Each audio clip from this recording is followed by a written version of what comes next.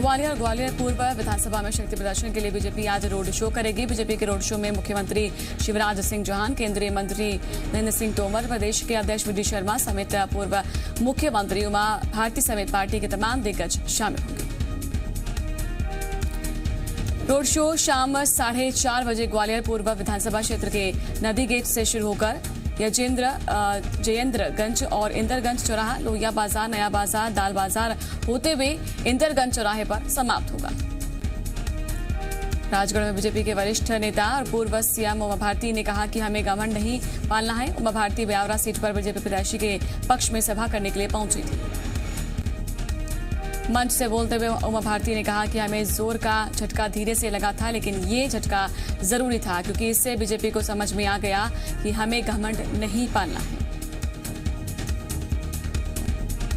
छत्तीसगढ़ की मरवाही विधानसभा सीट पर चुनाव प्रचार अंतिम दौर में है। सीएम भूपेश बघेल के मरवाही दौरे का आज दूसरा दिन है। गुरुवार को पहले दिन सीएम भूपेश बघेल ने मरवाही सीट के लिए चुनाव प्रचार शुरू किया। सीएम ने डुंगरिया, कोटगार और जोगीसार में चुनावी सभा की।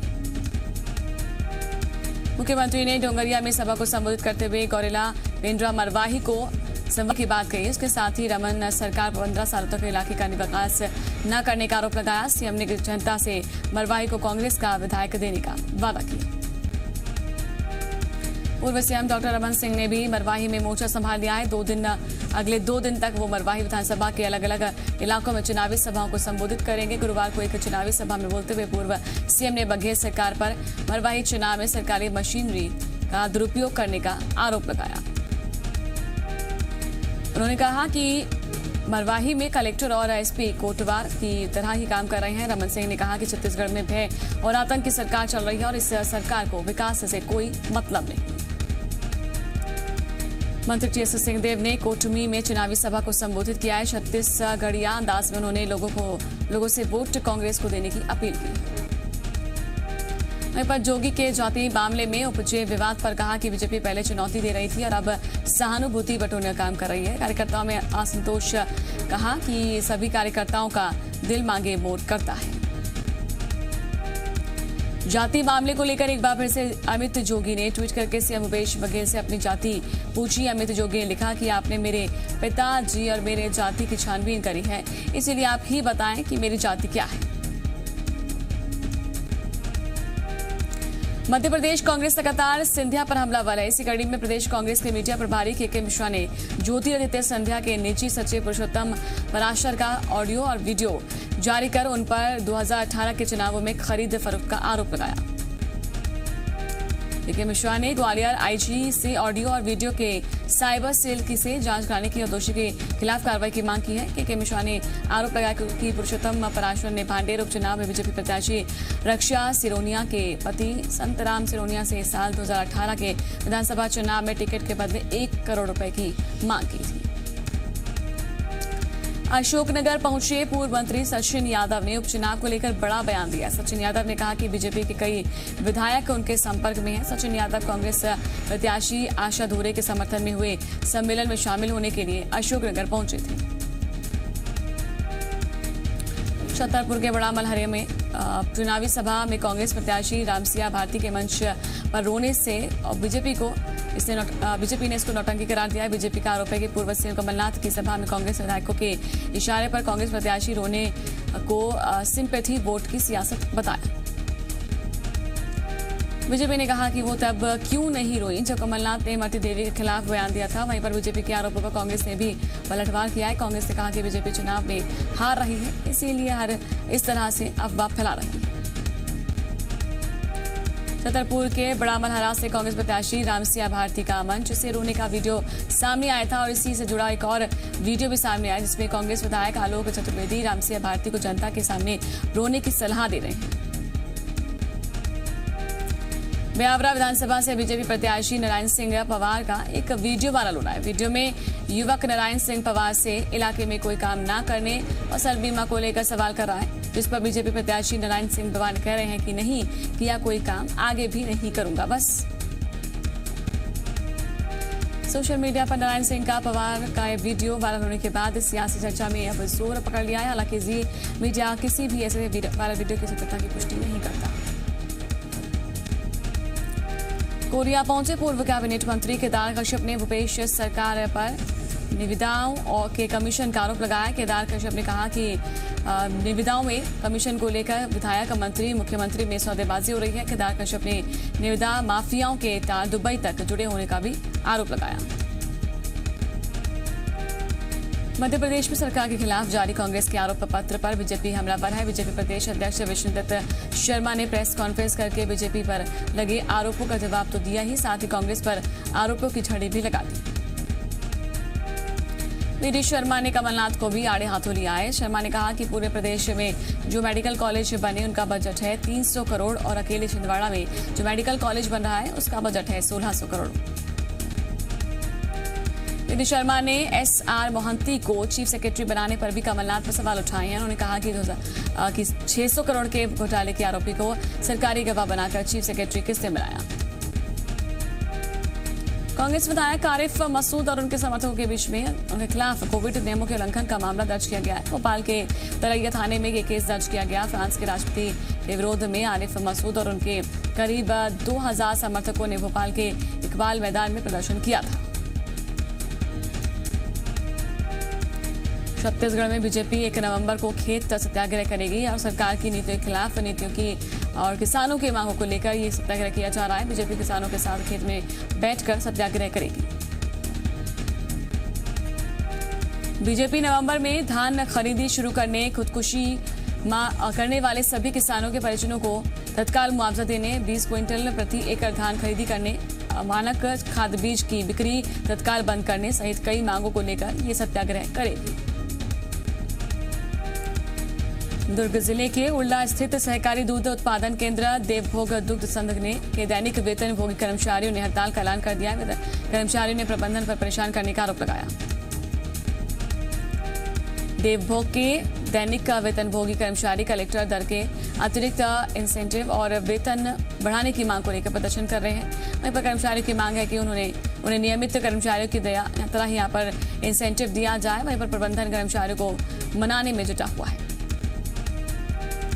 छत्तीसगढ़ में 1 दिसंबर से धान खरीदी शुरू होने वाली है, लेकिन तमाम जिलों में अब तक किसानों का पंजीयन पूरा नहीं हो पाया है। रायगढ़ जिले में अब तक सिर्फ 60% किसानों का ही रजिस्ट्रेशन हो पाया है। प्रक्रिया में देरी की वजह से किसान परेशान हैं।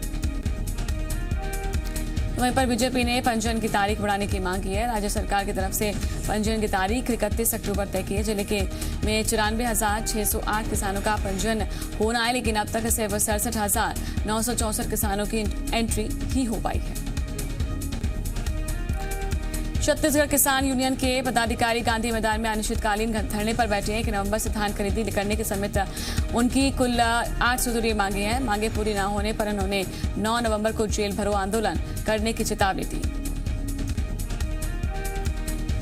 किसान यूनियन का कहना है कि छत्तीसगढ़ पूरी तरह से खेती पर निर्भर है, लेकिन इसके बाद भी उन्हें वाजिब दाम नहीं मिलता है और इनकी 8 सूत्रीय मांगों में न्यूनतम समर्थन मूल्य में खरीदी के लिए कानून, जिन्हें कर्ज माफी का लाभ नहीं मिला उन्हें लाभ दिया जाए, ओलावृष्टि से प्रभावित किसानों को मुआवजा भी दिया जाए।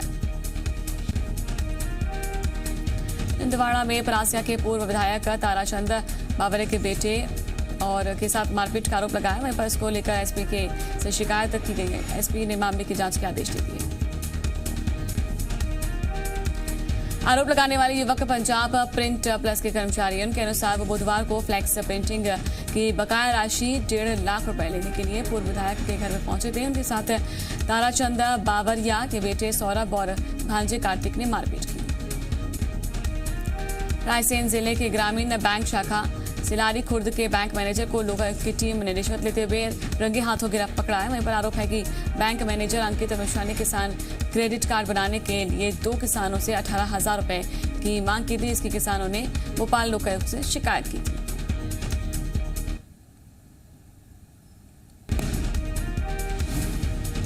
लोकायुक्त की टीम ने दबिश देकर बैंक मैनेजर और उसके ड्राइवर को 18,000 रुपए रिश्वत लेते हुए रंगे हाथों पकड़ा है। लोकायुक्त के मुताबिक बैंक मैनेजर अंकित मिश्रा ने यहां पर किसानों के पैसे अपने ड्राइवर को दिलवाए। बैंक मैनेजर और उसके ड्राइवर हेमंत ठाकर के खिलाफ मामला दर्ज करके कार्रवाई कर रही है पुलिस।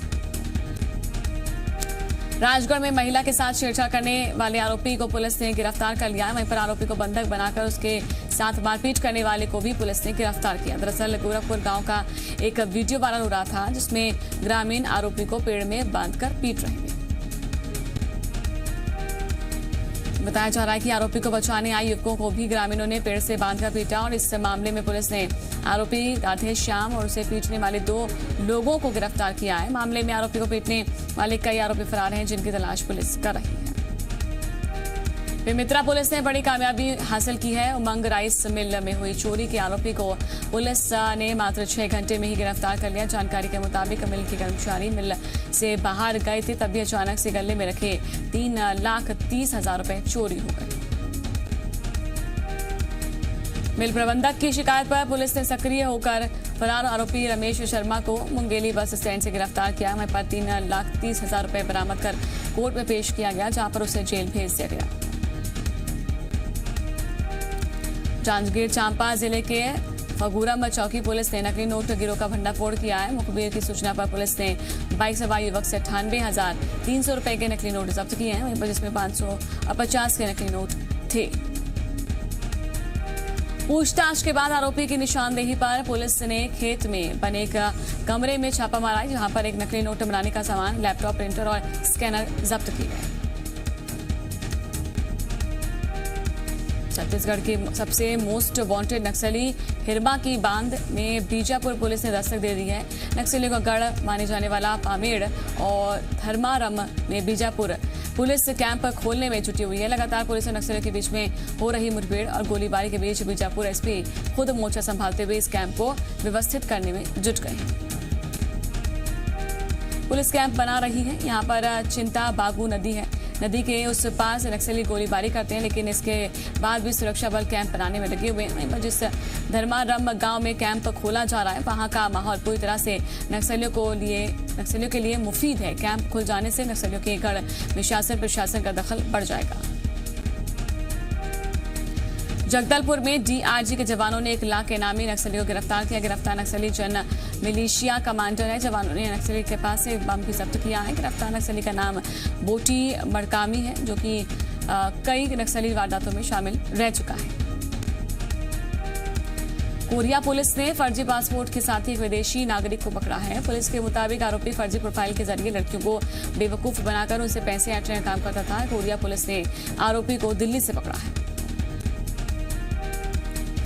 पुलिस ने आरोपी के पास से 2 पासपोर्ट, लैपटॉप, 4 मोबाइल हैंडसेट और 14 सिम कार्ड जब्त किए हैं। बता दें कि आरोपी ने तेलंगाना, आंध्र प्रदेश, झारखंड और अन्य राज्यों में भी लोगों को अपने झांसे में लेकर लाखों की ठगी की है। गरियाबंद में मालगांव हिट एंड रन मामले में यहां पर पुलिस ने 3 और आरोपियों को गिरफ्तार कर लिया है। 2 दिन पहले कार सवार युवकों ने 12 ग्रामीणों को कुचल दिया था। हादसे में एक बच्चे की मौत हुई थी। इस मामले में 2 आरोपियों को गिरफ्तार किया गया था। जांच के बाद अब आज पुलिस ने 3 और आरोपियों को गिरफ्तार किया। बैतूल में 2 दिन से लापता किसान का शव मिला है। पंचायत के स्टॉप पर डैम में शव मिला है। पूरा मामला मुल्ताई के शिरडी गांव का है। परिजनों ने अपहरण कर हत्या की आशंका जताई है। वहीं पर पुलिस ने मामला दर्ज कर लिया है। जांच की जा रही है। बड़वानी में पीएम सम्मान निधि की राशि ऐसे किसानों के खाते में डाली गई जो कि शासकीय सेवा में है या फिर इनकम टैक्स भरते हैं। ऐसे 1-2 नहीं, करीब 890 किसानों के खाते में पीएम सम्मान निधि की राशि चली गई है।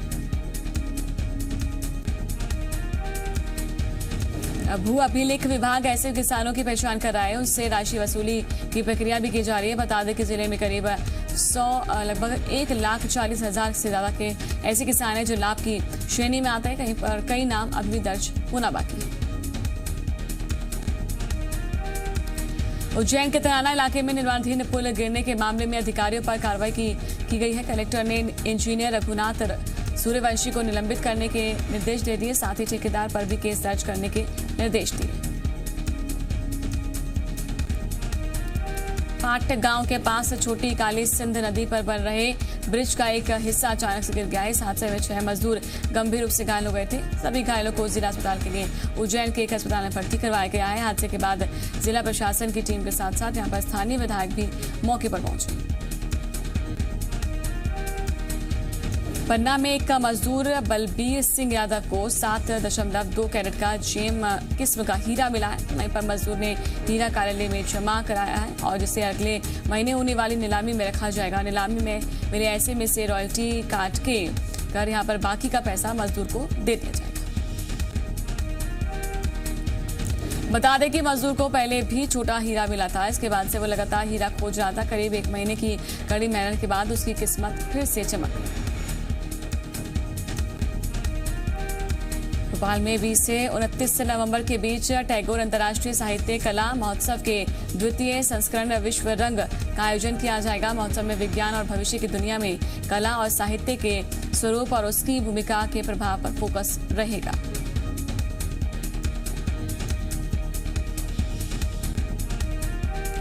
इसके अलावा कोविड-19 के बाद शिक्षा, कला, संस्कृति, उद्यमिता, जीवन शैली में आए बदलाव पर भी फोकस रहेगा। कोरोना संक्रमण के चलते इस बार समारोह ऑनलाइन ही रहेगा, जिसका लेटेस्ट टेक्नोलॉजी के जरिए लाइव प्रसारण किया जाएगा। कवर्धा पुलिस ने कानफाड़ू आवाज और तेज रफ्तार से बाइक चलाने वालों पर शिकंजा कसा। पुलिस ने स्थानीय लोगों की शिकायत पर 5 बाइक राइडर्स को गिरफ्तार कर लिया। मध्य प्रदेश में पिछले 24 घंटे में 728 नए मामले सामने आए। वहीं पर पिछले 24 घंटे में 16 लोगों की मौत हुई है। राजधानी दिल्ली में फिर बढ़ने लगी है कोरोना की रफ्तार। 24 घंटे में आज तक सबसे ज्यादा मामले आए सामने। 5,739 लोग हुए संक्रमित। महाराष्ट्र में 30 नवंबर तक के लिए बढ़ा है लॉकडाउन। राज्य में पिछले 24 घंटे दौरान कोरोना के 5,902 नए केस आए सामने। जम्मू कश्मीर के कुलगांव में आतंकी हमला। बीजेपी युवा मोर्चा के महासचिव फिदा हुसैन समेत 3 नेताओं की हत्या। प्रधानमंत्री नरेंद्र मोदी ने ट्वीट करके जताया दुख, हमले की कड़ी निंदा की। मलेशिया के पूर्व प्रधानमंत्री महातीर मोहम्मद का विवादित बयान। कहा, मुसलमानों को नाराजगी जाहिर करने और फैले हुए नरसंहार के बदले फ्रांस के लोगों की हत्या का अधिकार।